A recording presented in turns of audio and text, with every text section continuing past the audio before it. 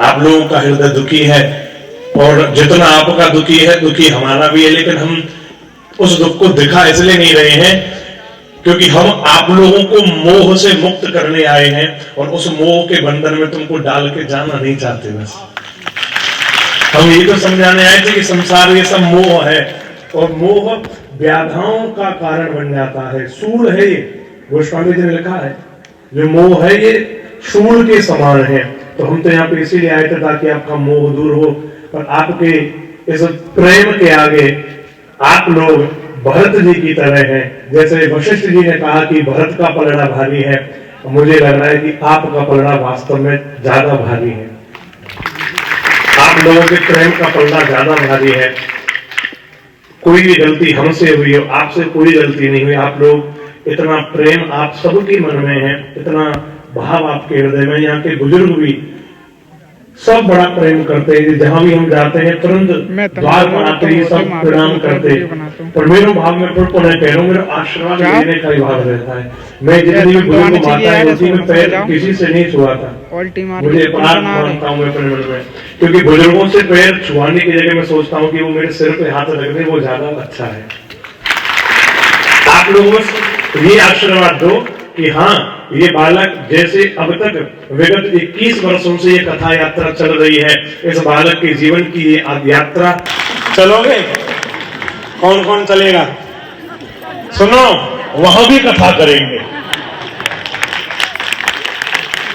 हम भी चलेंगे, तुम भी चलना। साउंड वाले भैया को भी लेके जाएंगे। भैया साउंड कौन बजाएगा? इंद्र के दरबार में साउंड भी तो चाहिएगा, तो वहां साउंड वाले भैया को भी ले जाएंगे, सबको लेके चलेंगे और पुरोहित जी आपको भी लेके चलेंगे।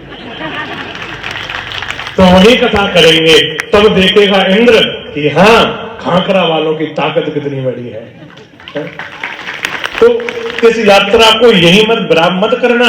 आप ये मत समझना कि यात्रा विराम हो गई है, ये मत समझना कथा समाप्त हो गई और अब कुछ नहीं है। आप लोग कल से सब अपने अपने घरों के कामों में लग जाओगे, भूलने लग जाओगे धीरे धीरे।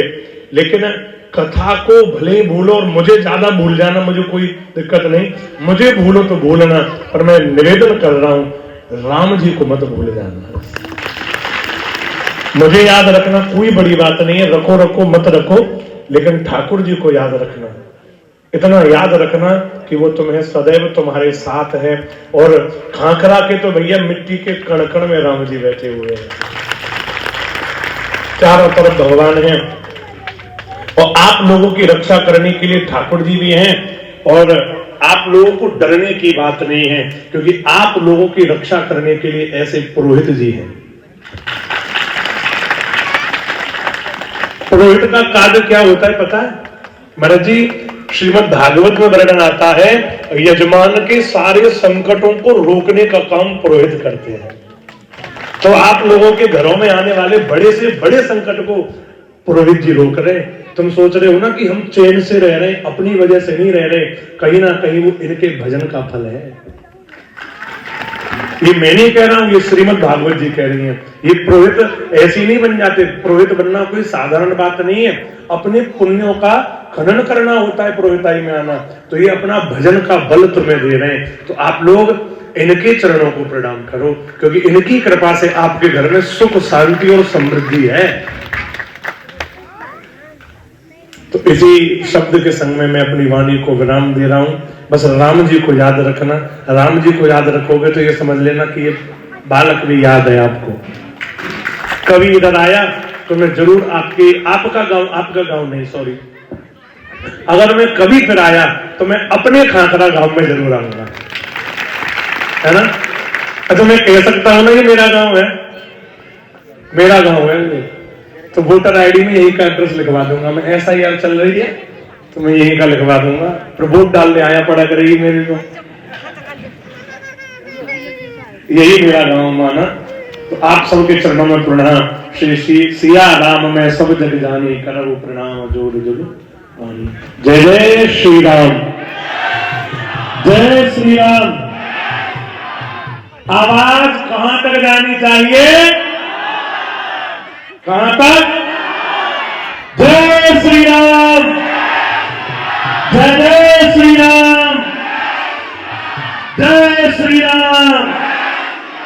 ये आवाज एक दिन वहां भी गूंजनी चाहिए। बस सीताराम।